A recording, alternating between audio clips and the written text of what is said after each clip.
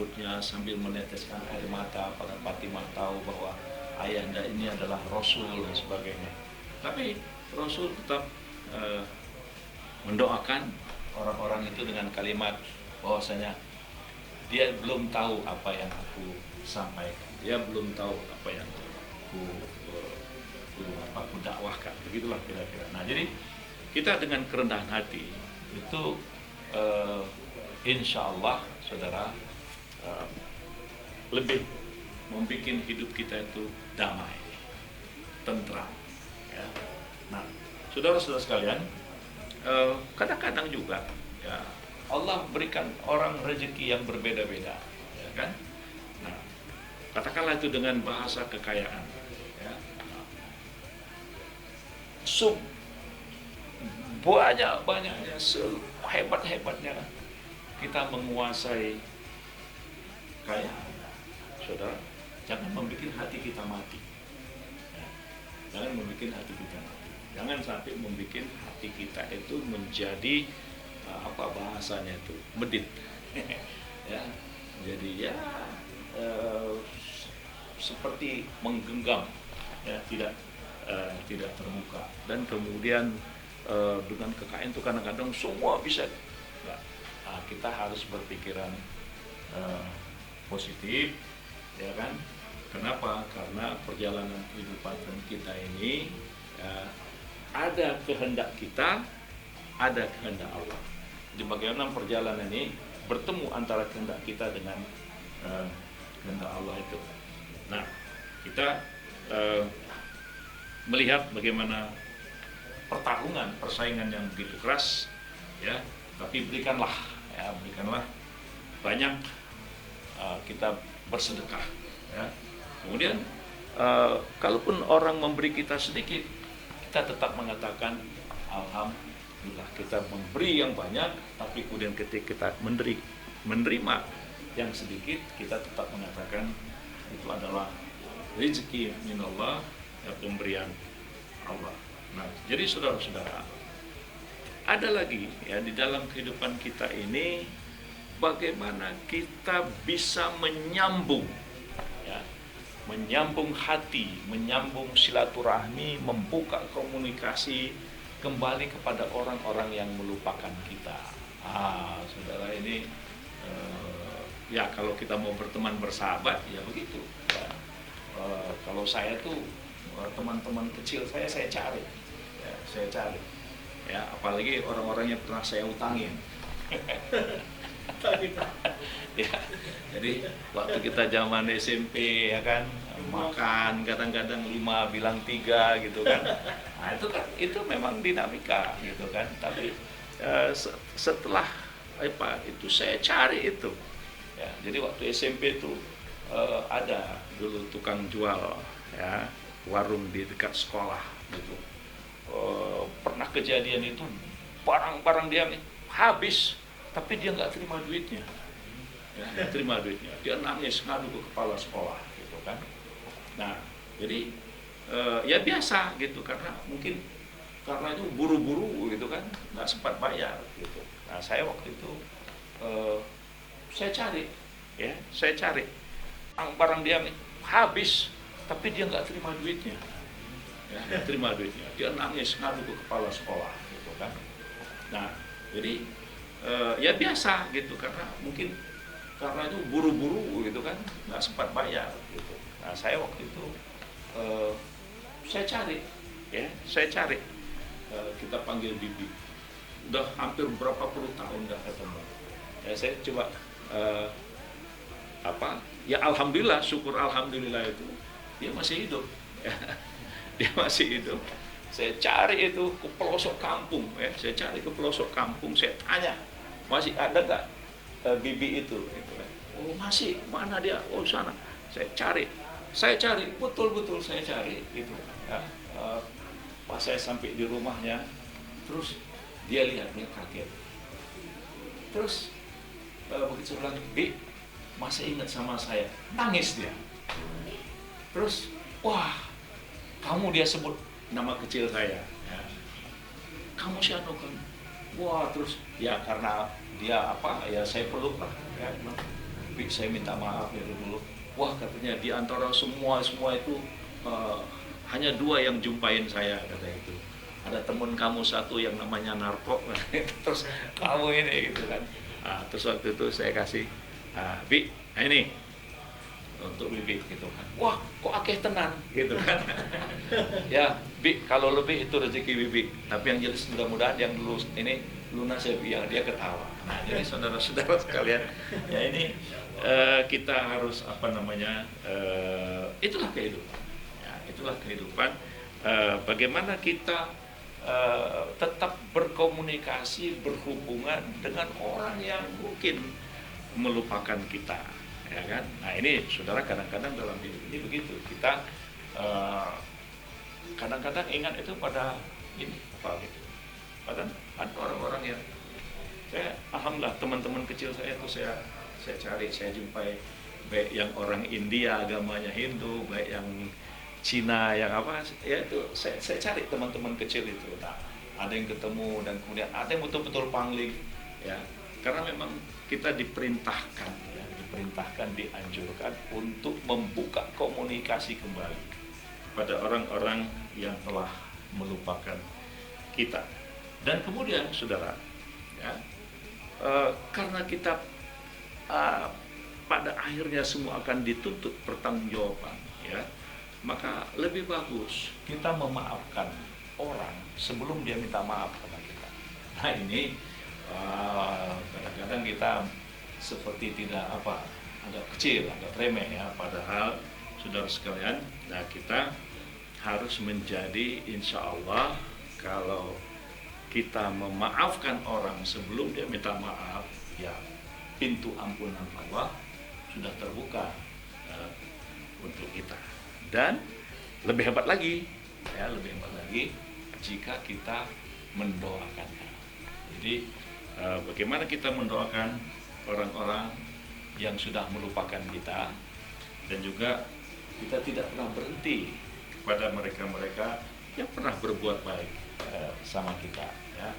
Ini banyak sekali pengalaman perjalanan, ya, kehidupan ketika masih jadi aktif di kampus, ya kan, bagaimana kita selalu waktu zaman itu dihadapkan kepada pemeriksaan, pemanggilan dan sebagainya, tapi kemudian ada orang-orang yang tulus, ikhlas membantu kita, dan kita harus mendoakan mereka, ya, dan kita berharap jika mereka telah mendahului, kita minta kepada Allah memberikan, memaafkan dan mengampunkan, melapangkan perjalanan kehidupannya di alam sana. Ya, jadi saudara-saudara sekalian, inilah satu peringatan kepada kita, ya, bagaimana supaya ista'inu bisobri wasolah. Jadi bagaimana kita senantiasa itu terus minta tolong kepada Allah, ya, dengan penuh kesabaran, ya, dan kalau ada orang-orang yang tidak senang, kita tetap mendoakan mereka, ya. Mudah-mudahan ada waktunya kita akan dipertemukan, dan kemudian dengan pertemuan itu kesulitan-kesulitan yang pernah terjadi bisa teratasi, dan kemudian hubungan-hubungan kita yang kurang mesra menjadi mesra. Nah, kenapa demikian? Karena tidak perlu kita larut di dalam hidup yang penuh dengan kemarahan. Jadi sampai mati dia nggak aku maafkan, itu menurut ini bahasa yang kurang bijak. Kenapa? Karena itu menunjukkan kita marah, larut di dalam kemarahan. Karena kemarahan itu seperti bola api, ya.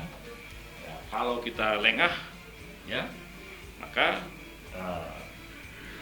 kemarahan itu, ya,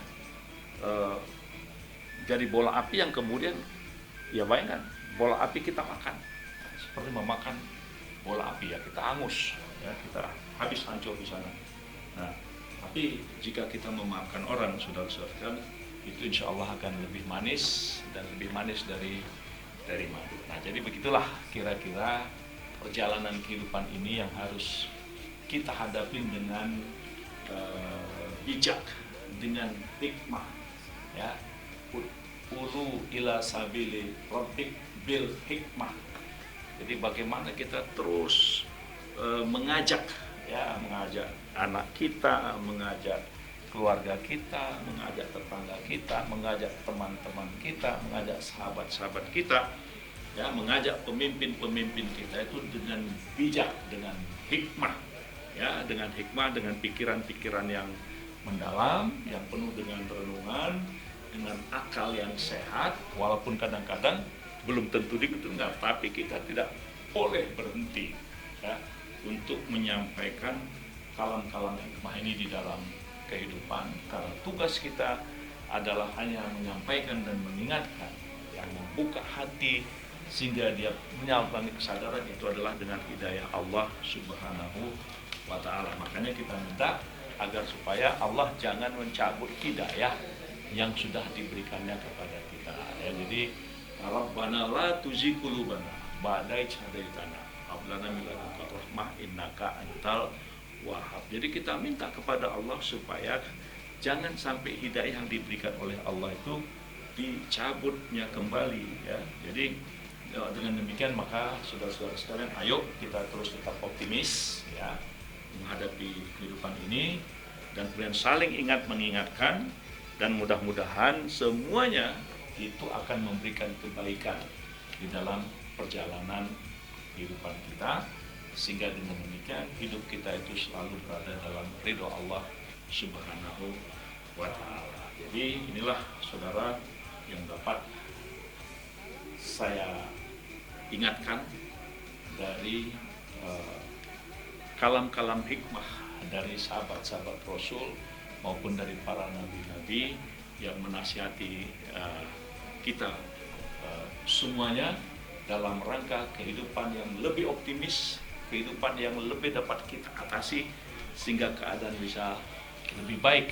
Jadi kita hari ini harus lebih baik dari hari kemarin, dan insya Allah kita termasuk orang-orang yang senang, orang-orang yang menang, orang-orang yang sukses di dalam kehidupan, baik secara duniawinya dan mudah-mudahan juga secara ukhrawinya. Demikian yang bisa saya sampaikan untuk diri saya dan kepada keluarga dan semua kawan-kawan yang berkenan untuk yuk kita saling mengingatkan di antara sesama kita sehingga perjalanan kita ini sampai kepada tujuan yang diridhai oleh Allah Subhanahu wa Ta'ala.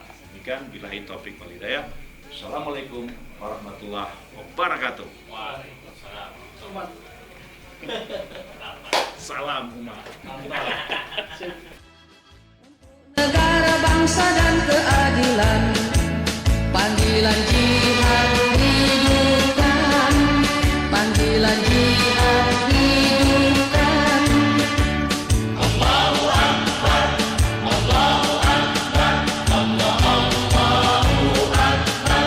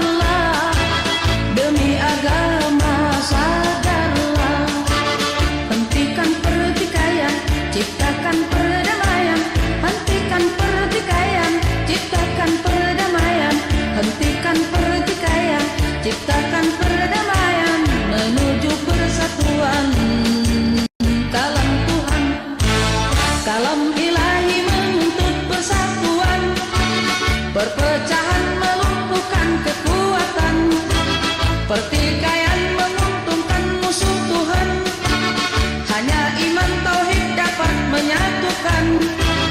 Tuntutan agama menjadi tujuan, panggilan jihad